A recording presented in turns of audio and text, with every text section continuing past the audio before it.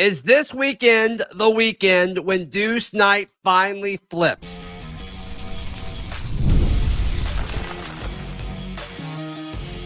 You are Locked On Auburn, your daily podcast on the Auburn Tigers. Part of the Locked On Podcast Network, your team every day. Yes, welcome on into Locked On Auburn, your daily Auburn Tigers podcast. I'm your host, Zach Blackerby, and thank you so much for making Locked On Auburn your first listen every single day. It's Recruiting Thursday. We're hanging out with Brian Smith, Locked On Recruiting Insider, writer at auburndaily.com. Brian, is this finally the weekend?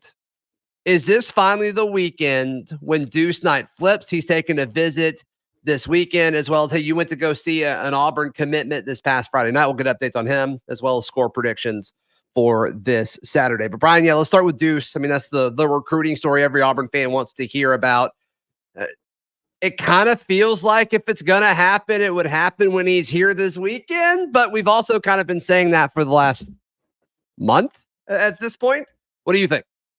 I think it's either this weekend or he would go back home and do it with a family thing. That's usually, it's one of the two. And I don't know where his family's at. If they're scattered, that can be different, but he's had enough time to prepare it. I would hope it's this weekend, just for my own sanity and for yours. If, Deuce is a friend of mine, I hope he's nice to me here. Just make it happen, brother. Let's get this over with, because barring something unforeseen, he's going to go to Auburn. So it's time. That's as simple as it gets. Just talking with someone that would know, his entire family is expecting to be here. I mean, it just seems like there's so many things lining up where it's like, come on, is this going to be it? Because I mean, you just express it. You're like, all right, you're ready to kind of move on from this, but you got to think everybody involved is, Auburn wants him in the boat. Notre Dame, it's probably okay, do we need to fully pivot or not? And it seems like they already are starting to do that. And then if you're Deuce, you want these other guys we're going to talk about in a second that are supposedly interested in Auburn, that are kind of in wait and see mode to see if they add a quarterback. If you're Deuce, I would think you'd want to get in, because then it positions your coaching staff that you're going to play for to get more talent around you. Yeah, getting a quarterback, man, it matters. Everybody wants to play with at least a pretty darn good quarterback. Of course, Deuce got a lot of juice to his name over the spring and summer. He really excelled. Sure. That matters. And it's going to help with receiver, I think, in particular. Maybe a few linemen. Maybe it's, a guy that running back. It's hard to say, but everybody knows who he is. That's important for Auburn, because they're still after quite a few guys. And you never know. Somebody else that they may just be on the quote-unquote fringe with may look at it like, okay, well, Deuce is in the boat now. What's Auburn got going on? Maybe I should go take a visit. That stuff happens. These kids all talk to each other. I've seen them show me on their phone, talking to at events. This is the world we live in. It is really instant reaction, and there's a lot of tug and pull. So if he comes this weekend, Auburn could reap the benefits in other ways. Yeah, I mean, communication and relationships with social media. I mean, everything is so connected now, and these kids, even if they don't see each other but once or twice a year, maybe they've played against each other a few times, or they've gone to camp together, they still communicate so much that it's all just still so connected. And obviously with quarterbacks, all the quarterbacks are going to be talking to the top receivers and the top offensive tackles. And those are some of the guys that are kind of connected, that, you're hearing rumblings of Auburn still being on the hunt for the flip of Caleb Cunningham, the 5-star wide receiver from Mississippi that's currently committed to Alabama. It's do conversations with him change if Deuce Knight's in the boat? Or the 5-star offensive tackle, Andrew Babalola, it sounds like it's either Auburn or Michigan. We're hearing less and less about, it was Stanford, right? It was some smart school. That is correct. Stanford. And it seems like it's more down to Auburn and Michigan now. And he's a guy that it seems like, whoever the quarterback in the class is important, apparently, which I don't blame them. That would make sense. If you're a top tackle, you want to block for a good quarterback. If you're a top receiver, you want to catch passes from a good quarterback. And so, if you're Deuce, it's you should want to go ahead and get this done. Yeah, that's why I said it's time. He's only benefiting himself, regardless of what he does, to have a finite decision. whatever it is, and everybody thinks it's Auburn, make that happen. You will benefit yourself and all parties involved. If he doesn't make a decision this weekend or early next week, like there's some announcement, then I would be like, okay, something's wrong. Yeah. That's kind of where I'm at, because at this point, there's nothing left, because he'll have seen a game. He's been to campus multiple times. His parents have been, his family's been. It's now. It's now. Yeah. I'm feeling this weekend, and then a week after the game is when I'm going to start saying, okay, what exactly is the plan here? Unless he sets a date, right? If he sets a date on Tuesday or something, that's fine.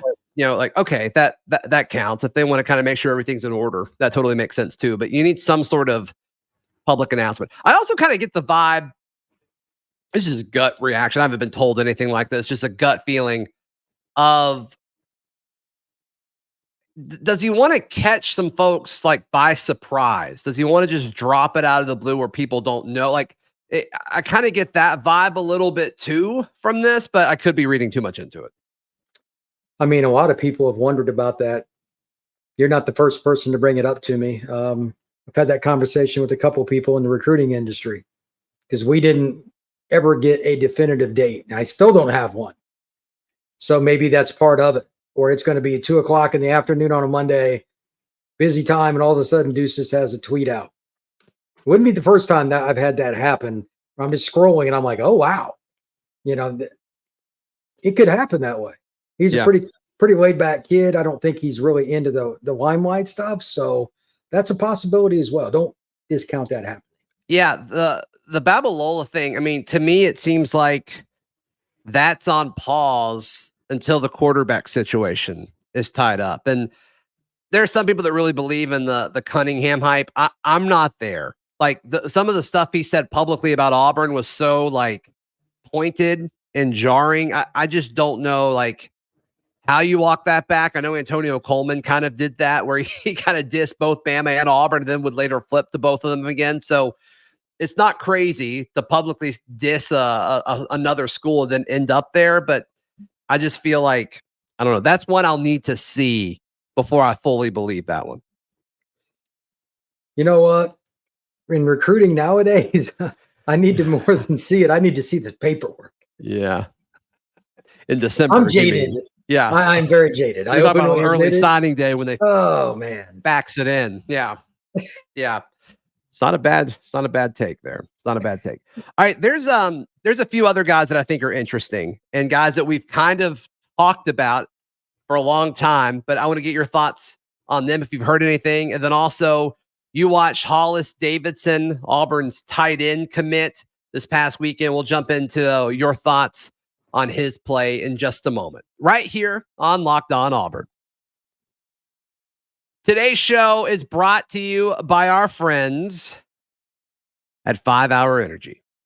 5 Hour Energy. Look, we all kind of get that that part of the day, a little after lunch, early afternoon, where you're kind of dragging a little bit. 5 Hour Energy can help you tackle any kind of task when you're feeling a little groggy or unmotivated. With zero sugar and a convenient portable size, is the perfect pick-me-up for getting stuff done. And the 5 Hour Energy website has flavors galore, like watermelon, tropical burst, grape. Some people love grape, as well as berry. And, there's even more. I actually went on there and made my own 12-pack. No, I made my own 24-pack, actually. And I got half grape, because Charlie 5 really sold me on that earlier in the week. And then I got half, I forgot the other one I got. I think it was berry. Hopefully it's berry good. We'll see. But yeah, so I will sample those for you next week. But if you go to 5hourenergy.com, that's the number 5hourenergy.com, you get some 5 Hour Energy product today. You can use the promo code LOCKEDONCFB to receive 20% off your order. The order is only valid until September 30th. So be sure to check that out at 5hourenergy.com today. Today's show is also brought to you by our friends at FanDuel. FanDuel's America's #1 sports book. And let me tell you what, FanDuel's going to be hopping this weekend. It's going to be hopping. So FanDuel's got something a little different for you. Now through September 22nd, all FanDuel customers can bet $5 and get a 3-week free trial of NFL Sunday Ticket on YouTube and YouTube TV. It's insane. Then with the YouTube TV base plan, you'll be able to watch every regular season Sunday afternoon out of market game. All you need is a Google account. That's free in a current form of payment. Of course, you can cancel anytime. Just visit FanDuel.com/lockedon to check it all out. FanDuel's America's #1 sportsbook. Brian Smith, recruiting expert over at AuburnDaily.com. So let's start with some of these guys that we've talked about a little bit for a while. I mean, Sam Turner, to me, I thought he was going to be in the boat by now. He's currently committed to Georgia Tech. Hey, maybe Georgia Tech's win over FSU changed some things. I doubt it, but it does seem like he is a major flip candidate for the Auburn Tigers. Have you heard anything about Sam Turner specifically, or is it just kind of a wait and see when it happens type deal? More the latter. I talked to a couple of different people on the beat. Everybody's curious about him because everybody loves this film and a little surprised he wasn't ranked higher. Yeah. But the big birds are circling, man. This could be a kid that ends up with quite a few more offers because he's got a lot of speed. Mm-hmm. And I wonder if that's part of it too. Yeah. I don't know why, but he hasn't been a kid that's his name circulated early. But then I watched his film and I'm like, this kid can play for anybody. He looks he a so three-star good. Kid? Yeah, I know. Wide receiver from Southwest DeKalb. But I mean, he doesn't get a whole lot of chatter. He does. I mean, is that because like he's not doing the politics game of like going to all the camps and getting his tape out there? He's just lining up and playing football, and sometimes that hurts you in the rankings. Could that be it? 100%. Unfortunately, if you don't go to all the camps, and some of it's invite, but some of the kids can't make it for whatever reason, or they were banged up. The guys that I know, and myself included, we prefer to rank and do articles on kids we see live. It's just more comfortable. Yeah. And I don't think Sam's been to as many things. Not that he hasn't been to anything, but that's part of it. He does play just outside of Atlanta, though. It's not like every college coach in America doesn't have access to him. So right. But I think that Auburn is the team to watch, but don't be surprised if some other schools try to get him on campus this fall. He's a big-time receiver. Where are you with Tyler Lockhart? Was committed to Auburn, the 4-star linebacker from Mississippi. Winona, I believe. Yeah, Winona. That is correct. Winona. Was committed, decommitted. Then it was like, okay, it sounds like he's going to commit again, and then just silence. Nothing. From what I've heard, Ole Miss is still making inroads. They're still recruiting quite a few of the kids. A certain receiver we just discussed a few minutes ago that's committed to Bama. Supposed to be Caleb Cunningham's going there this weekend. Yeah, so there's a lot of smoke with kids going a lot of places right now. And with the NIL handouts, I'm not surprised. I think you'll see a lot of kids take visits during the fall. So I know Auburn would still love to get Lockhart. Yeah. And I cannot blame them. I loved him when I saw him at the Under Armour camp up in Tennessee. So that's a really good football player. The athleticism stands out. I haven't heard a date. The Mississippi State On 3 site has him listed as a visitor for Mississippi State this weekend. He might be doing the rounds, brother. He might be doing the rounds. Yeah, no reason not to if you're him. No reason not to if you're him. I get it. But he's covered. Yeah, absolutely. He's a good player. He's a good player. No question about it. All right, you went to go see Hollis Davidson, the tight end at McIntosh. 6'6", 230, according to On 3. He played like a 6'6", 230 tight end when you were watching him. Athletically, he does. He's just got to get stronger like every high school kid. When I spoke to his coach before the game, he said he's more of a receiver, and I agree with how he plays because he can contort his body in ways that tight ends don't normally do. Mm-hmm. Great kid, by the way. I've been communicating with him quite a bit. He's a great guy, and I think he'll fit in the community really well. But he had 6-7 catches, but the team he plays for got their butts kicked up front, and they had to throw a lot of short passes to him. He took a lot of punishment, just kept coming back. Got it. But everybody knew that he was getting the ball, and they went up against one of the best programs in Georgia, Sandy Creek, probably the best team in 3A, and they got run off the field, and he still got 7-8 catches. So he's really talented. I think he'll need 1 year just like most kids, but as a sophomore, he could start at Auburn, no question. Yeah. I mean, he's kind of the like Rivaldo Fairweather role, right? In a perfect world, the vertical threat type tight end. Okay. Yeah, the other guys, like Auburn has a very nice blend right now. If you think about the other guys that play quite a bit, Deal, etc., they could all, and not that Fairweather can't block, but I want him threatening even before the snap, like Where is he at? He's good enough. You want a safety saying, I need to know where you are every play. 100%. Yeah. Deal is probably better blocking. Frazier better block. That's okay. You got to have that blend. I think that we're going to see Hollis be a guy that eventually will be a little of both, but he's a natural pass catcher. He's just got really good hands. He can catch some weird angle, jumping around guys, etc. If you can have that in the SEC, it's such a blessing, especially in the red zone. So he'll be split out more once he gets to Auburn. Yeah. Yeah. I'm excited to see what he looks like. And then just the way Auburn has, when you talk about the blend of who they have on their roster now, but like even the blend of tight end that they have with him, and then Ryan G, who I think is going to be more of that Luke Deal type role, that blocker. I mean, this has been intentional. I don't think there's any question about it. And it's a great fit. Sometimes you got to balance it out well. You can't just get players that are the same thing. It doesn't work. Ryan's a power guy. He's a little stronger at this point, and he could probably do a little more inline blocking. It's still not like true freshmen at tight end in the SEC do not need to be taking on Keldrick Falk. Yeah. Okay, that's not good. But at the same time, he could at least be serviceable. We haven't had you on since Nate Marshall flipped. I don't think you've been on since then. Yeah. Nate Marshall, your thoughts on him as a player, than him flipping from Michigan to Auburn? Number one, it's wild that Auburn's getting a kid from the city of Chicago. Just going to throw that out there. Sure. Yeah. It's really weird. But this is a kid that's 260-ish, and he can turn and bend like a guy that's 230. He reminds me, I don't think he's quite as explosive, but the way he plays is a little bit like Amaris. So Amaris is one of my favorite recruits, regardless of team, from the 24 class. Okay. And I'm pretty high on him playing a lot this year, and so are the Auburn coaches based on interviews. But this is a kid that can come in and compete. He has an SEC body. He's extremely long, and he plays downhill, and he doesn't mind physicality. Only question is, where's he going to play? It's 260-ish right now, maybe 270. Does he just go full in on being a D tackle, or does he try to stay at strong side end? Either way, that's a kid that's I want him at end. Sophomore year. He's too long, I feel like, to put him anywhere else. I mean, Jason's 6'6", 6'5", and he plays inside for Auburn. But, I mean, that's the exception, not the rule. But, yeah, like at the very least, he can be a swing guy. And if he gets up over 290, you just move him inside. But his freshman year, they'll probably try to keep him on the edge. We'll just see how big he gets. But that's a big get. He's a top 100 guy, in my opinion. And he has the physical traits that you're looking for. I mean, not many guys have SEC D-line bodies. It's as rare as it gets. You know how everybody gets a ranking? A D lineman, it's a different ranking for me because there are only so many of them with that frame. There's just not enough. Yeah. Mathematically, there's just not enough.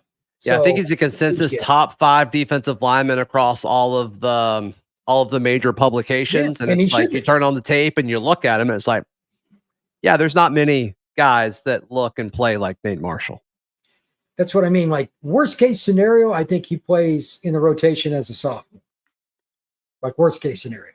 It's just too physical. With how much they're losing, I mean, depending on what they do in the portal, right? Yeah, there's a wild card there. Very, very there's a path to playing time as a true freshman with the way the roster currently sits. Now, they're going to get some other defensive linemen. They have to. Like, you have to with all the guys that they're leaving. But still, like, there's like with how Malik Blockton has kind of cracked the rotation as a true freshman, it seems like.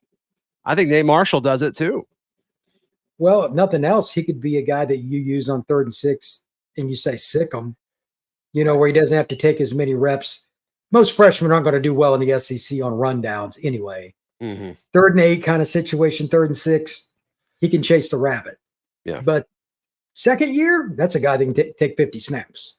Right. That's how I look at it. Yeah. Yeah. He's going to be an awesome addition for sure.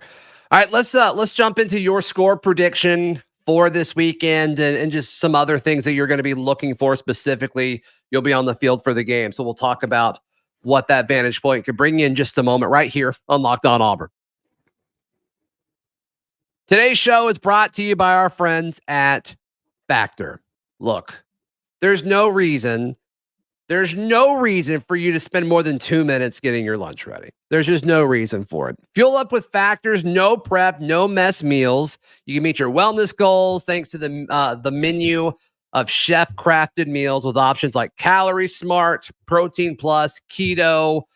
Factor's fresh, never frozen meals are dietitian approved and ready to eat in just 2 minutes. So no matter how busy you are, you'll always have time to enjoy nutritious, great tasting meals. They've got over 35 different meals with more than 60 add-ons to choose from every week. You're always going to have new flavors to explore. So head over to factormeals.com/lockedoncollege50. Yes, that's long. Use promo code LockedOnCollege50 to get 50% off your first box plus 20% off your next box. That's code LockedOnCollege50 at factormeals.com/LockedOnCollege50 to get 50% off your first box plus 20% off your next one while your subscription is active. Brian, Auburn hosts Alabama A&M this weekend to start the season. It's finally here. It's finally here. And look, this is a game that Auburn, like, this should not be close. Like, Auburn needs to score early and often and really set the tone. But specifically, what are you looking for on Saturday? Probably the biggest thing is just a one-word answer on both sides of the ball, and that's consistency. Okay. Don't shoot yourself in the foot. I know it's first game. Special teams be good, etc.